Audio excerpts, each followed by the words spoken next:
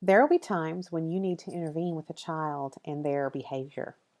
Now, at the beginning of this term, we changed our terminology. Instead of negative or bad behavior, we are now saying inappropriate behavior, or we can even use the term misbehavior.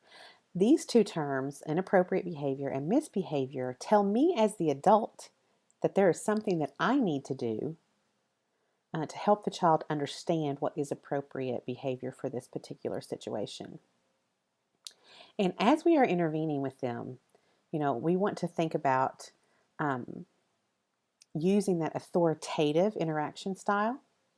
And I love the way Darla Ferris Miller, your text author, says how we need to intervene with children. We need to be as firm as necessary and as gentle as possible. I think that is so powerful, and I think that is an excellent way to describe an authoritative interaction style. And that is one of those things that I continuously keep in the back of my mind. Am I being firm yet gentle? No.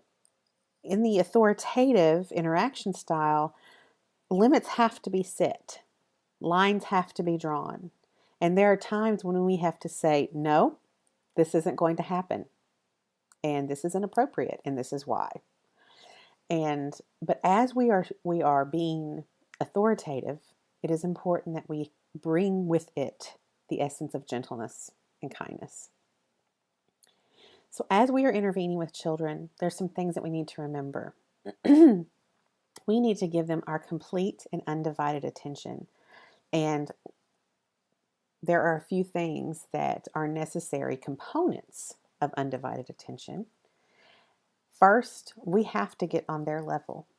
There is nothing any more intimidating than someone towering over you to tell you that what you're doing is not appropriate. So we want to get on their level to kind of reduce some of that fear and intimidation that might come along with this moment. We want to make eye contact with them. And this can be hard for some children. Some children have a really hard time with eye contact. So we need to help them with that. One of the things that I tend to use is I will say, I need you to look at my eyes, and use their names. If you're still having a hard time, use their name. John, I need you to look at my eyes. And then when John looks at your eyes, thank him. Thank you, John. And then you can start sharing with him what you need to share with him. So get on their level, make eye contact, use that appropriate touch. The appropriate touch is that light, gentle touch on the arm, the shoulder, the back, the knee, the foot. Um, Touch can be meaningful guidance. An appropriate touch is never a grabby, and it's never forceful. It's a very light, appropriate touch. Light, gentle touch. There are times that touch is all that's needed. Like I'm thinking of a large group setting, and there's a child, and you can tell you're about to lose them. You're about to lose them, and a simple touch on the foot, on the back, will help them refocus their mind. Sometimes that's all that's needed is that appropriate touch. But pay attention to a child's signals. There are some children that do not like to be touched, and it is necessary that we respect that and do not touch them if they don't like that. So we have get on their level, that maintain and maintain that eye contact. Use that appropriate touch, and then say their name.